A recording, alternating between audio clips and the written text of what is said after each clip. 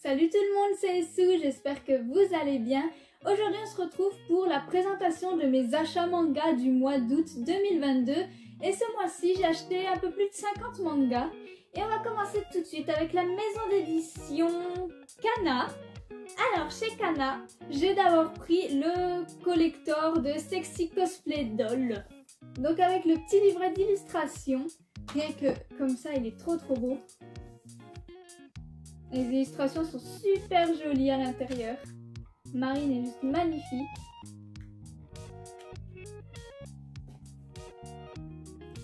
J'aime énormément ce manga et du coup, je reste à jour.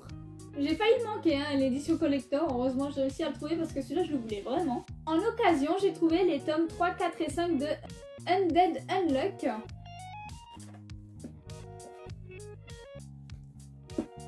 Alors, j'avais déjà acheté les tomes 1 et 2 et j'avais pas prévu de prendre la suite avant de lire les premiers tomes. Mais écoutez, je les ai trouvés en occasion, ils étaient vraiment à un tout petit prix, donc je me suis dit pourquoi pas. Et enfin, chez Kana, j'ai pris le tome 13 de Moriarty. Évidemment, une série que j'aime énormément.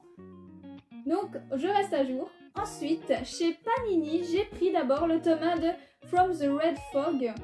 Il avait l'air juste incroyable. Rien que la cover, le résumé derrière, l'ambiance et les dessins à l'intérieur. Je savais que c'était pour moi, ça a l'air juste fou. Évidemment, j'ai pris le tome 9 de Banana Fish pour rester à jour, parce que j'ai beaucoup apprécié cette série. Alors, il est encore sous blister d'ailleurs. Faudra que je l'ouvre. Chez Soleil, j'ai pris les tomes 2, 3 et 4 de Anonyme. Et du coup, j'ai terminé la série. J'avais dit que j'avais bien apprécié le tome 1. Donc je me suis empressée de commander les tomes 2, 3, 4, histoire de la terminer. J'ai hâte de lire ces 3 tomes. Chez Kiun, j'ai pris une seule œuvre. C'est le tome 9 des carnets de l'apothicaire. Parce que j'adore cette série et que je désire rester à jour. Chez Kazé, j'ai pris qu'une seule œuvre également, c'est le one-shot Miroir, qui est par les auteurs de The Promised Neverland. Donc comme j'ai beaucoup aimé The Promised Neverland, je me suis dit, allez, pourquoi pas. En tout cas, il est super fin, mais j'ai hâte de voir ce que ça va donner, il a l'air très sympa. Chez Manabooks, j'ai pris un tome, c'est le tome 8 de Angel of Death, donc je reste à jour. L'œuvre est bientôt terminée, mine de rien, on s'approche de la fin, ça termine en 12 tomes, on en est au 8. Petit à petit, on arrive à la conclusion. Chez Akata, j'ai pris un seul tome, c'était pas vraiment prévu. J'ai pris le tome 2 de A Sign of Affection. Je l'ai trouvé d'occasion, c'est pour ça que je l'ai acheté. Alors, j'ai bien apprécié le tome 1 et j'avais vraiment envie de continuer la série. Mais c'était pas dans mes priorités, mais écoutez, j'ai trouvé le tome 2 en occasion, donc je me suis dit, bah allez, pourquoi pas. C'était un tout petit prix et ça me poursuit la série, donc c'est cool. Chez Kurokawa, j'ai pris le tome 19 de Moi quand je me réincarne en slime. Alors j'ai pas pris l'édition collector et je suis super dégoûtée parce que la plaque métallique elle était vraiment super belle. Je l'ai vue en vrai d'ailleurs, mais comme j'avais déjà pris le tome 19 en classique, j'avais pas abusé non plus, j'ai pas un porte-monnaie à rallonge.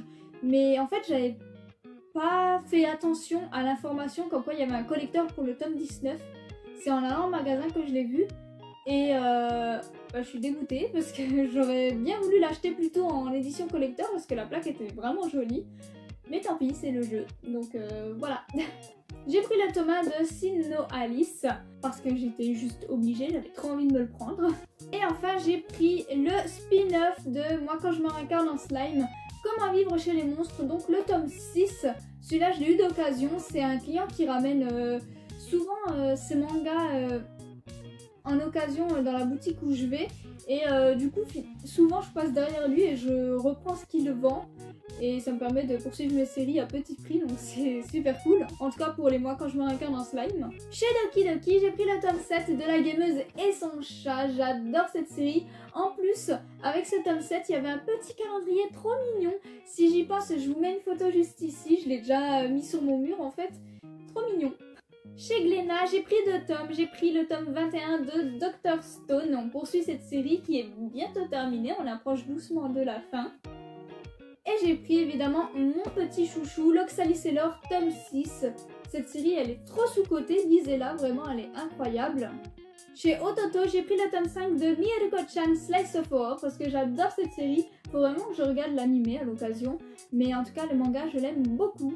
Chez Komiku, évidemment je ne pouvais pas passer à côté, je me suis pris le tome 17 de The Ancient Magus Bride, mon petit manga chouchou coup de cœur d'amour, il est incroyable et à chaque fois qu'il y a la sortie des tomes, je cours en magasin. J'ai pris le tome 4 des Tisserands de la Vérité, parce que cette série est vraiment cool. Enfin, c'était pas vraiment prévu, même si je voulais cette série. J'ai pris le tome 1 de H, le bâtisseur de civilisation. Il était en occasion, c'est pour ça que j'ai pu le prendre et c'est super cool parce que je voulais faire des économies de base. C'est pour ça que j'avais fait des sacrifices et j'avais pas pris celui-là en neuf et au final je l'ai trouvé en occasion. Donc finalement c'était le destin de l'avoir dans ma mangatech. Ensuite chez Nobinobi, j'ai tout d'abord pris le one-shot Anne, la maison au pignon vert. C'est une série que j'aime énormément, Anne.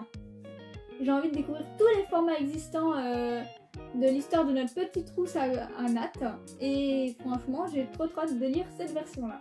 J'ai pris le tome 1 de Loin de moi, près de toi. J'avais vu le film d'animation sur Netflix il y a quelques temps, j'avais bien aimé. Du coup, quand j'ai vu l'annonce du manga, j'ai pas hésité. Évidemment, comme d'habitude, j'ai pris le tome 14 de Iruma, l'école des démons.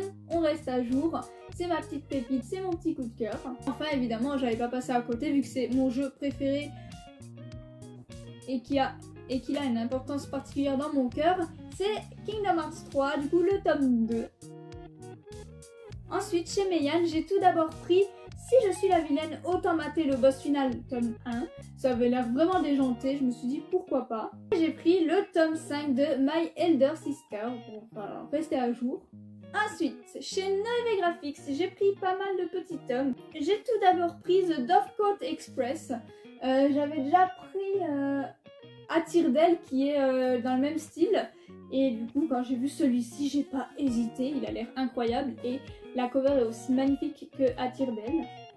J'ai pris le tome 1 de Scum's Wish parce qu'il me tentait beaucoup trop. J'ai pris le tome 1 de Marduk Scramble qui est du coup à 3,95. Le tome 1 de Tonikaku Kawaii parce que ça avait l'air tout mignon. J'ai pris le tome 1 de Peach Boy Riverside à 3,95. Oui, j'ai pris beaucoup de premiers tomes chez Noévé Graphics. En fait, j'ai pris que des premiers tomes, je crois. Le tome 1 de Kaigeki Jojo, j'avais déjà pris le tome 0 et du coup, bah, on poursuit. Et enfin, non, pardon, j'ai pas pris que des tomes 1. J'ai pris le tome 7 de Rent a Girlfriend pour voilà, rester à jour et continuer la série. Ensuite, chez Delcourt Cam, j'ai pris le tome 3 de L'île aux escaliers. Comme ça, je termine cette série. J'ai pris le tome 5 de Légende vivante, c'est une série vraiment sympathique. Le tome 5 de Otome Game. Alors là, vous allez voir, il y a beaucoup de tomes 5 en fait, parce qu'ils sortent à peu près tout le temps en même temps. Du coup, le tome 5 de Réincarné dans un autre monde. Le tome 5 du 8e fils. Et après, on passe un peu à autre chose. J'ai pris le tome 3 de Mon coloc et une gameuse, parce que voilà, c'est trop délirant. Le tome 3 de Darling in the Franxx. Les covers sont tellement jolis, j'adore. Et enfin, le tome 3 de Dragon Quest, la quête de Dai, parce que c'est une pépite. Et enfin, pour terminer ces achats manga du mois d'août, j'ai pris le tome 2 de A Couple of Cuckoos. J'avais pas prévu de le prendre, mais voilà, ma libraire m'a dit, vas-y, si tu prends un tome, je te donne les petites cartes. Et du coup, bah, j'ai eu les petites cartes et elles sont trop jolies. Alors, il y a ça et en fait, on peut les mettre devant les petites cartes. On peut le mettre devant n'importe quelle carte et c'est trop mignon. Ça fait une sorte de petit post Instagram trop cute. Et je vais vous montrer juste les cartes. Elles sont super jolies.